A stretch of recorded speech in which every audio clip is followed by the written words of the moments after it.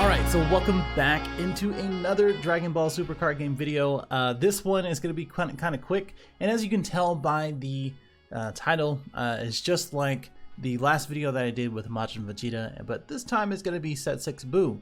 And with this, it's kind of a series that I'm probably going to continue, where I try to make janky or less played leaders and as well as archetypes and try to make it work, basically. For this one, and for anyone in the future, because I do like making them, they're not intended to be very serious, they're intended to be janky and casual, but if you want more, definitely let me know in the comments below. What do you want? What do you want to see in a leader or other videos and things like that? And of course, subscribe if you are new, like the video whenever you can, and join the Discord because we're popping. We were absolutely popping in there. I don't know why I said all that. Anyway, this one features the Set 6 Buu. He does burst. He does have a 20k swing. He does a lot of stuff. But if you, at a quick glance, you can't warp, so there's no overwhelm. When you attack, you draw. It doesn't have to be a leader, which is good. I think he was actually one of the first ones to actually do that. And then activate main is burst 3, and you can take a pretty much any Majin Buu anyway with the character tag in the drop and place it into your rest mode, which does help in a number of different things and different interactions that we want to do. And then the backside, or I guess the flip side, is that it's the same permanent, so that doesn't go away. Even though we can kind of get around it with a couple, with one of these cards. And the sparking is that at sparking 7, you do go ahead and swing and get a 20k swing and a draw. And then without bursting, you get to do the same effect, a Buu in your drop and place in the rest in the energy area. So let's get into the deck. And basically, the concept of this deck is trying to make everything work. So let's get into the deck, and basically the concept of the deck is basically just to make everything work within the Agents of Destruction archetype. And the I know AOD was decent, or at least or good, when Child's Wish was around, but because of this, we kind of have to pivot into not only trying to use the Innocent Cannon Majin Buu, and as well as the Hercule Buu Friends Forever. And you might be looking at this list and being like, well, why aren't you playing this? Why aren't you playing this? Well, the reason why I'm not doing any of those things, or I may be doing those things, is because I want to take advantage of not only Zeno, Edge of Space, but also Kotsukai, and taking advantage of the permanent of the leader, getting around if to warp, and also trying to use Rampant Evil Majin Buu, and as well as Evil Awakening, or the Ultimate Evil Majin Buu as a win con in both of them, right? We don't play the Beer Super combo because we kind of need the Zeno Edge of Space because of it. Now, the whole idea of this deck is to either do one of three things. One, try to edge out the opponent and just not die, basically. The second thing is do the same thing, but also with the Agents of Destruction and using Babidi on the field, because he does reduce the energy cost of all the Agent Destruction in your hand by 1, and they don't have specified costs. So you can play Andrew 13, you can play Vegeta, you can play Janemba, etc. for 1 or less, and then no specified cost, which is nice, which does play into the leader effect. The other thing is that, or the third thing is, of course, AOD, which is the secret rare in which as soon as you get this guy out, you get to choose up to 5 of your Agent of Destruction cards in your drop area and then play them. Now, the other thing about it is that you might be wondering, why do you pay 6 for this? Well, I've done that once, and every other time I've paid 2 for it. And that's from playing Innocence Cannon Majin Buu on their turn for 2, and as well as rivaling Hercule Buu Friends Forever for 1 blue. And you do have the cards to do that. You do have plenty of cards to combo out, and as well as a number of cards that are red, that are 0/5s here, to do that on their turn. It's just kind of neg just to do it 2 cards, but that's originally what a rival was meant to do anyway. So what you do is get this guy out on their turn. This is a red Majin Buu. This is also a red Majin Buu. Plus you get the draw card and -1, which is nice. This guy you can minus 5k as well.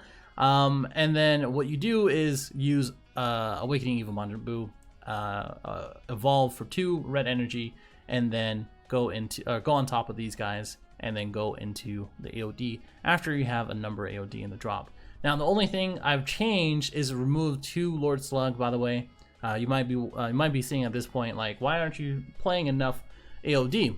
Well, that is because they were never really played. The only times the only things I really played were the Janemba, were the Vegeta, and sometimes Android 13.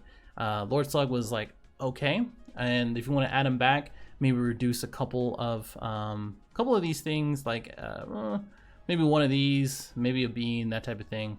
That might be beneficial to you. This is already over 50 cards. Anyway, so the concept is to basically get these guys out turn 2, and then afterwards, turn 3, go ahead and use Awakening Evil Majin Buu, and then Arcane Absorption, go into everything. By that time, by turn 3, you should burst at least 9 cards, and then a number of those is going to be AOD from there.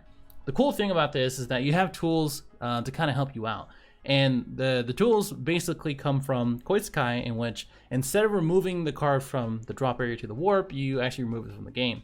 This also helps against Topo, in which if you have a Koitsukai in your drop and you have over 6-7 attackers, including the leader, after you use AOD, the secret rare, they're going to Topo, and now they have to pitch 3 cards, and now you can. It's a little bit better for you to kind of swing through the Topo, which you're just going to have to do.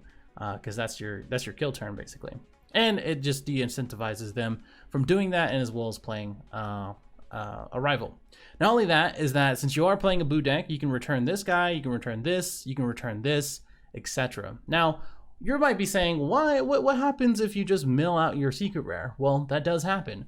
The reason why I've built it in this way is because you get to use the leader effect as well, and then Zeno. So anything that any Majin Buu in the energy area, Zeno will be able to get you back, right?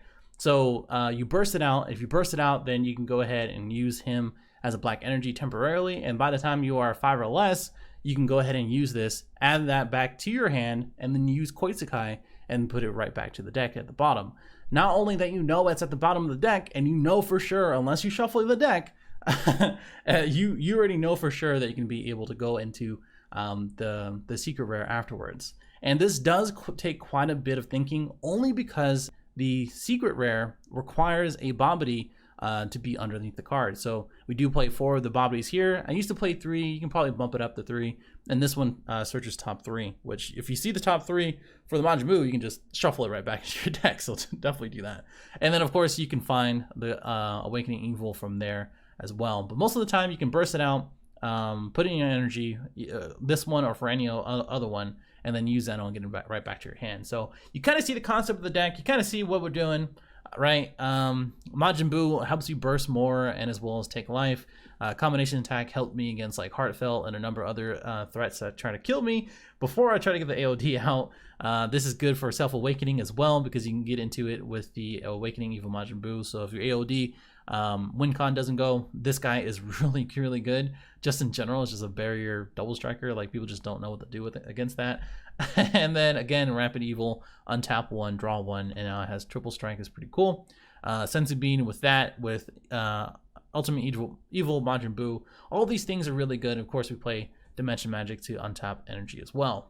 I mean, overall, the deck is super fun, and like, like I have the, like, I've been working, like, as you can see, I've been working on it for a good week or more, and just playing it on and off on stream. And you know, I've come to realize that I've had more fun building decks like this and playing decks like this than I've ever had doing anything else, right? I like helping people. I like doing the ruling videos, but really this is the place where I feel like I shine, and just doing stupid things and trying to make it work, right? Another part of it is, you know, I like doing stupid things but also winning, so that's like the other side of my deck profiles. If you want to see anything else, or if you want to see really any other videos or any other leaders, definitely let me know in the comments below. There's not enough discussion about that, and I really want to see suggestions and challenge myself from there. And of course, if you're in the Discord, just send me the list. I'm cool with that. I mean, I'm not shy. I hope you're not shy. But definitely subscribe if you're new. If you want to see gameplay, let me know. Otherwise, just catch me on stream. I'll put the links in the description, and I'll see you in the next one.